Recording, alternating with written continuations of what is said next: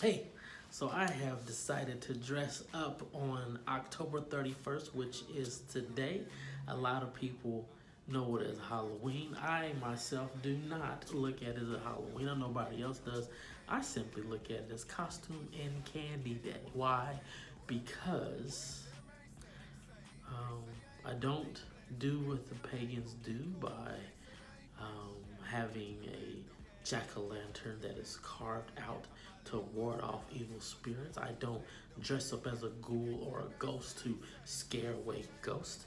I actually don't even do what traditionally Christians do. I don't treat this as a day of remembering my ancestors. I don't do it as a day to remember family members. A lot of there are people around the world who still celebrate it the traditional way, where they go to cemeteries and memorialize their family. I don't do that either. All I simply do is put on a costume and go get some candy. And the main reason why I'm able to do it now is because I have a 2-year-old and I have a 7-year-old.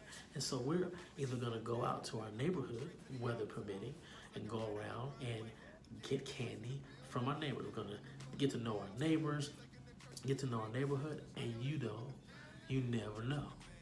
There might be an opportunity to witness. But I know for sure I won't have an opportunity to witness if I'm not in my community. But if it's raining, we might stop by a church or go to a mall or something like that. Before I go on, I want you to kind of guess who I am. I have a pick, I have on these glasses, I have on a jacket with a t-shirt, a heart, and this might help you out. I have some drums. Well, drumsticks, not really drums. But drums, that's a very good hint. Who do you think I am? I'm gonna give you a moment. Yes, I am Questlove from the Roots. Yes, but moving right along. Anyhow, today I really want to talk about proper pronouns. And the two proper pronouns I want to talk about are I and we, or me and us. The reason I want to talk about those pronouns is because I think those pronouns help us to understand our place in Christianity. I think it also helps us understand the relationship between the Word of God and how we're supposed to act it out in our lives. For instance, what I'm saying is that whenever I read the Word of God, especially as a pastor, as a minister, every time I read scriptures, I think about it as God talking to me. When it talks about judging, when it talks about love thy neighbor as thyself, when it talks about being holy as God is holy, when it says about being about God, it's not about me preaching it to other people.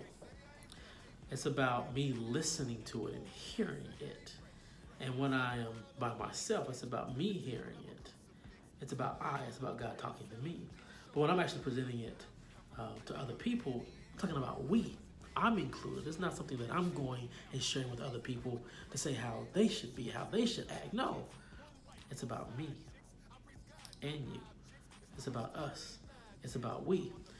When I think about some of the atrocities that are going on in the world, about the tragedies and about the shootings and about all these bad things happening, I can't think about it as they or about you and other people, what you should do and what they should do. No, it's about what we should do, what I should do, because I play a part in all of this. We are not disconnected. We are all connected. So we should think about this stuff all the time as I and we.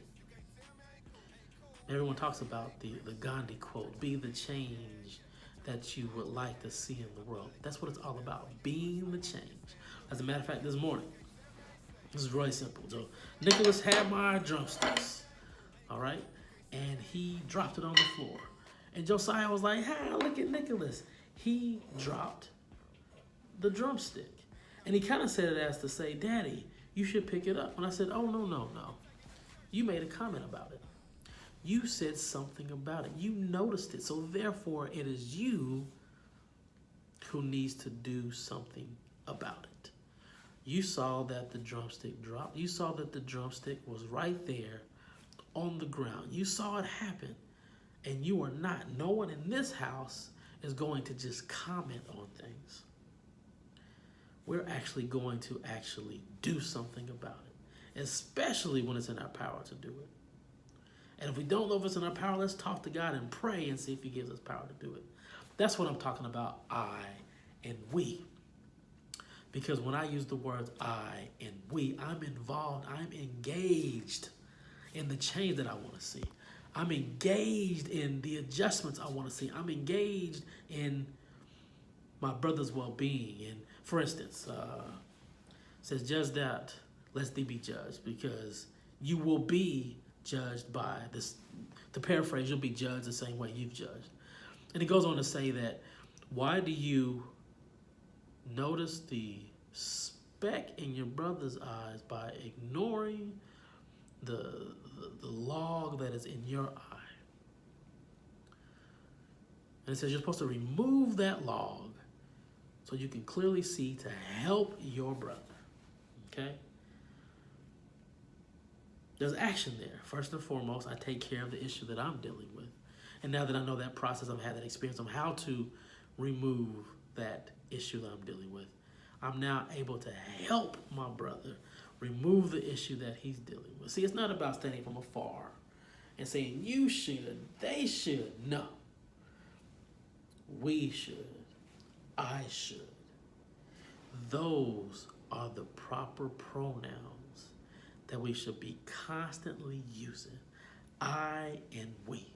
Because those proper pronouns keep us engaged, keep us a part of the conversation, keep us a part of the action that is necessary to see the will of God happen on earth.